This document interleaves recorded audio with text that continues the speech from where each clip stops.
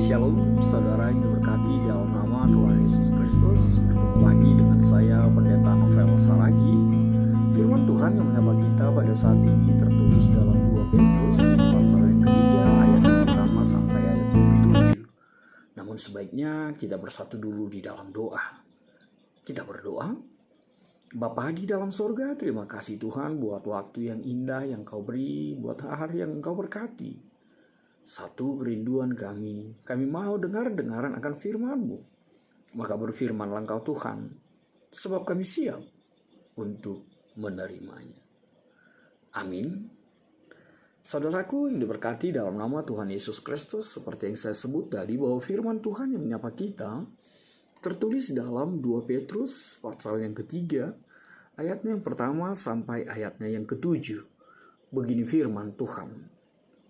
Saudara-saudari yang kekasih, ini sudah surat yang kedua yang kutulis kepadamu.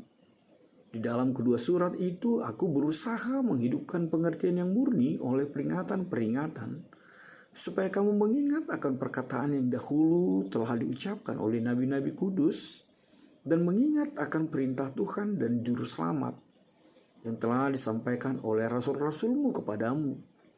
Yang terutama harus kamu ketahui ialah bahwa pada hari-hari zaman akhir akan tampil pengejek-pengejek dengan ejekan-ejekannya, yaitu orang-orang yang hidup menuruti hawa nafsunya.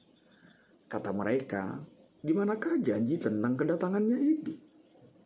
Sebab sejak bapa-bapa leluhur kita meninggal, segala sesuatu tetap seperti semula pada waktu dunia diciptakan. Mereka sengaja tidak mau tahu bahwa oleh firman Allah, langit telah ada sejak dahulu, dan juga bumi yang berasal dari air dan oleh air. Dan bahwa oleh air itu bumi yang dahulu telah binasa, dimusnahkan oleh air bah. Tetapi oleh firman itu juga langit dan bumi yang sekarang terpelihara dari api dan disimpan untuk hari penghakiman dan kebinasaan orang-orang fasik. Demikian firman Tuhan. Saudara-saudara yang diberkati di dalam nama Tuhan Yesus Kristus, kalau kita melihat kebenaran firman Tuhan ini, apa yang hadir dalam pikiranmu, dalam pikiran kita? Pasti kita akan menyimpulkan ada sebuah ketidaksabaran di dalam diri setiap orang yang menantikan kehadiran Tuhan. Dan memang itulah manusia dengan kehidupan hawa nafsunya. Suka sekali ngurusin, sekali lagi suka sekali ngurusin yang bukan urusannya. Makanya kita terkenal, emang orang Indonesia ini terlebih kepo banget ya. Mau tahu aja, pengen tahu aja. Memang rasa ingin tahu itu satu sisi itu memang baik, dan suka orang bilang rasa tak ingin tahu yang besar itu adalah ciri-ciri orang pintar. Tapi kalau rasa ingin tahu atau rasa ingin mencampuri urusan yang bukan urusannya, itu bukan ciri orang pintar, itu kekepoan yang berlebihan. Bukankah itu juga yang terjadi ketika firman Tuhan ini dituliskan oleh Petrus di tengah-tengah kehidupan pada saat itu? Orang tidak sabar menunggu, orang tidak sabar menanti, orang tidak sabar dalam pengharapannya. Mulai mencampuri urusan Tuhan. Apa itu yang dimaksud mencampuri urusan Tuhan itu? Dia selalu mengukur, dia selalu berhitung kapan parusia itu, kedatangan Yesus itu akan terjadi. Dia mencoba mengambil posisi Tuhan. Dia mencoba untuk berhitung tentang hari Tuhan. Dan akhirnya kita tahu bahwa Tuhan bilang bahwa kedatangannya itu seperti pencuri di malam hari. Semakin kita berhitung, semakin kita menghitung hari, maka semakin juga lah kita akan tidak menemui jawabannya. Sebab itu Petrus tidak mau kita berada di dalam kekepoan atau ngurusin yang bukan urusan kita. Tuhan sudah bilang gak ada yang tahu, ya sudah. Jangan pikirkan, jangan berhitung, jangan menghitung hari untuk hal itu. Hanya Tuhan yang tahu kapan dia datang. Ya suka-suka Tuhan dong kapan dia mau datang, kan begitu. Saudaraku, di dalam kasih Tuhan Yesus Kristus, yang lebih berbahayanya dari apa yang kita lihat di dalam surat Petrus ini adalah ketika yang bertanya dan akhirnya menghujat dan akhirnya tidak percaya itu adalah orang-orang yang tadinya percaya dan mengikuti kebenaran firman Tuhan. Lihatlah kekuatan apa yang disampaikan di dalam kalimat yang tertulis di dalam ayat yang keempat itu. Kata mereka, di manakah janji tentang kedatangannya itu? Sebab sejak bapa-bapa leluhur kita meninggal, segala sesuatu tetap seperti semula pada waktu dunia diciptakan. Artinya apa? Mereka tadinya hidup dalam firman Tuhan. Mereka tadinya mengenal firman Tuhan. Lihatlah kalimat itu, di manakah janji tentang kedatangannya? Sebab sejak bapa-bapa leluhur kita meninggal. Artinya apa? Mereka sudah tahu. Mereka pernah belajar tentang kebenaran firman Tuhan itu. Artinya sederhana ingin mengatakan mereka pernah percaya. Tapi oleh ketidaksabaran, oleh karena ngurusin yang bukan urusannya, akhirnya mereka jatuh ke dalam ketidakpercayaan oleh ketidaksabaran menanti kedatangan Yesus yang kedua kali. Dan Petrus sekali lagi menegaskan buat kita bahwa pada hari-hari terakhir, firman Tuhan mengatakannya, akan tampil pengejek-pengejek dan ejek-ejekannya, yaitu orang-orang yang hidup menuruti hawa nafsunya. Hari terakhir akan tampil pengejek-pengejek dengan ejek-ejekan-ejekannya. Dan itu akan hadir. Dan mungkin juga sekarang kita bisa melihat situasi itu. Banyak sekali orang-orang yang semakin meragukan. Terlebih situasi penantian, situasi pergumulan yang dihadapi di dalam kehidupannya. Petrus ingatkan itu jauh-jauh hari. Makanya Petrus begitu luar biasa mengatakan di tengah-tengah kita dengan mengatakan agar mereka tetap menghidupkan pengertian yang murni oleh peringatan-peringatan. Itu yang pertama. Menghidupkan pengertian yang murni oleh peringatan-peringatan. Supaya apa? Supaya kamu mengingat akan perkataan yang dahulu yang telah diucapkan nabi-nabi kudus. Dan yang kedua, mengingat akan perintah Tuhan dan juru selamat yang telah disampaikan oleh rasul-rasulmu. Dua hal itu harus tetap berkuasa di dalam kehidupan kita. Harus tetap berada di dalam iman kita. Hidupkanlah tetap pengertian yang murni akan peringatan-peringatan itu. Hidupkanlah tetap dan ingatlah kembali perintah Tuhan Yesus oleh apa yang diajarkan oleh nabi-nabi, oleh imam-imam sejak dahulu itu. Kalau Tuhan Yesus bilang dia akan datang kedua kali, dia pasti akan datang. Dan itu tidak terbantahkan. Kalau Tuhan Yesus bilang tidak ada yang tahu harinya kapan, itu pasti tidak ada yang tahu, hanya Yesus yang tahu. Maka saudaraku, firman Tuhan ini mengajak kita untuk tetaplah sabar di dalam penantian itu. Benar, banyak orang mengatakan sabar itu adalah hal yang paling merepotkan. Sabar itu adalah hal yang paling ngeselin, hal yang paling membosankan. Itu bagi sebagian orang.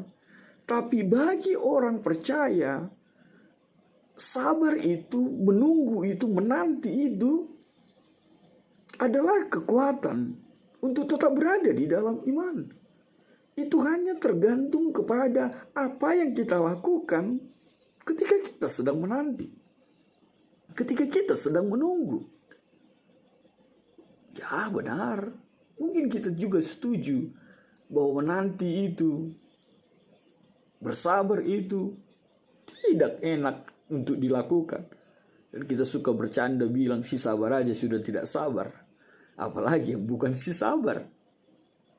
Kita mungkin menunggu panggilan kerja, kita menanti kehadiran pasangan hidup, kita mungkin menanti kedatangan kekasih hati kita yang lama tidak bertemu, yang sudah terpisahkan oleh jarak dan waktu. Lalu kembali kepada konteks firman Tuhan, kita menanti kedatangan Yesus kembali. Tapi sekali lagi, menunggu, menanti, berharap itu akan menjadi sesuatu yang membosankan kalau kita menghitung hari, kalau kita ngurusin yang bukan urusan kita. Dan Tuhan tidak mau kita mencoba untuk menghitung itu di dalam kehidupan kita. Sebab bukan itu yang Tuhan mau di dalam kehidupan kita. Tuhan tidak mau kita berhitung. Tuhan tidak mau kita menghitung hari. Tapi Tuhan yang mau adalah apa yang kita lakukan selama kita menunggu. Itu yang Tuhan perlukan. Sebab semakin kita menghitung, seperti yang saya sebut tadi, maka semakin lagi kita salah di dalam berhitung.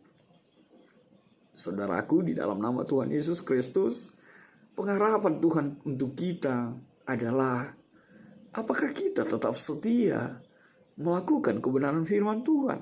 Apakah kita didapati olehnya melakukan kebenaran akan firman Tuhan dalam kehidupan kita?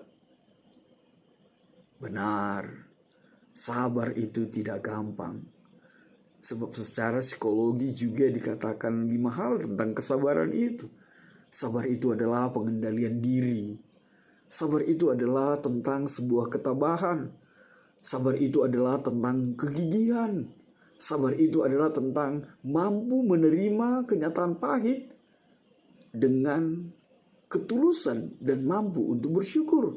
Lalu yang kelima, sabar itu adalah sikap tenang. Sikap tidak terburu-buru. Hanya memang benar, itu tidak gampang terjadi di dalam kehidupan kita. Tapi sekali lagi, Petrus mengingatkan kita di dalam kebenaran firman Tuhan ini. Apa itu? Tetaplah kita setia menanti kedatangan Tuhan itu. Tetaplah kita mengingat akan perkataan nabi-nabi sejak dahulu. Tetaplah kita mengingat bagaimana firman Tuhan dinyatakan di dalam kehidupan kita. Ingatlah, kalau waktunya belum tiba, Tuhan mau beri kesempatan bagi kita untuk mengenal lebih dalam lagi siapa kita di dalam kehidupan kita. Tuhan tidak lalai menepati janjinya. Kalau ada pun orang yang menganggapnya sebagai kelalaian, seperti yang tertulis dalam 2 Petrus 3 ayat 9 itu, kalaupun ada orang yang menganggapnya sebuah kelalaian, tetapi ia sabar terhadap kamu, karena ia menghendaki supaya jangan ada yang binasa, melainkan supaya semua orang berbalik dan bertobat. Makanya anggaplah kesabaran Tuhan, kalau harinya belum datang, itu adalah kesempatan bagimu untuk beroleh keselamatan itu. Maka saudaraku, Tuhan di dalam perciptaan itu Tuhan juga yang akan datang kembali. Dan kita melihat kebenaran firman Tuhan di ayat yang kelima sampai ayat yang ketujuh itu, bahwa air yang sama yang memporak-porandakan dunia ini dengan kisah Nuh itu juga menjadi bagian sejarah bahwa ketika kita tidak kedapatan setia melakukan kebenaran firman Tuhan, maka hari penghakiman itu akan menelan kita. Seperti dikatakan oleh ayat yang ketujuh itu, sampai sekarang firman Tuhan, maaf aku bacakan, tetapi oleh firman itu juga langit dan bumi yang sekarang terpelihara dari api dan disimpan untuk hari penghakiman dan kebinasaan orang-orang fasik. Bahwa kedatangan Yesus benar akan datang dan dia akan menghakimi kita seturut apa yang kita lakukan di dalam kehidupan kita. Saudaraku, di dalam nama Tuhan Yesus Kristus, maka apa yang bisa kita lihat di dalam kebenaran firman Tuhan pada saat ini? Yang pertama, tetaplah percaya akan janji Tuhan. Kalau Tuhan Yesus berjanji akan datang kembali, maka ia akan datang kembali. Imani saja. Itu yang dibutuhkan dalam penantian itu. Yang kedua, akan tampil pengejek-pengejek dan pengajar-pengajar sesat. Namun tetaplah kuat. Tetaplah kuat dalam kebenaran firman Tuhan. Kalaupun kelihatannya pengikutnya banyak, kalaupun kelihatan pengajarannya seperti mengenakan di telingamu, mengena di hatimu, belum tentu itu adalah sebuah kebenaran. Meskipun banyak pengikutnya yang bisa kita lihat secara kasat mata, tapi percayalah, itu belum tentu seperti apa kebenaran yang dinyatakan firman Tuhan dalam kehidupan kita. Maka selalu kita hadir dengan pemahaman back to the Bible, apa yang firman Tuhan katakan. Lalu yang ketiga, seturut dengan tema kita yang mengatakan bagaimana kita mengasihi tanah, mengasihi bumi ini dan segala isinya, maka cintailah bumi ini, kelolalah dengan baik. Sebab harinya akan tiba, kita tidak bisa lagi menikmati dan mengelola bumi ini dengan baik. Maka sayangilah, kelolalah bumi ini. Dan percayalah, Tuhan tidak menciptakan tanah lagi. Tuhan tidak menciptakan lagi seperti apa karya Tuhan ketika menciptakan bumi dan isinya.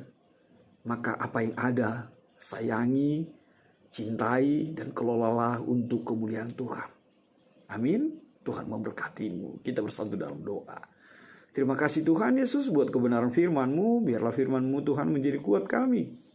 Sehingga kesabaran, kekuatan dalam pengharapan, kekuatan di dalam penantian, terkhusus penantian akan Engkau, menjadi kuat setiap kami. Kami kedapatan setia melakukan kebenaran firman-Mu di tengah-tengah kehidupan kami. Dalam kasih-Mu Tuhan Yesus, enyahkanlah virus corona ini.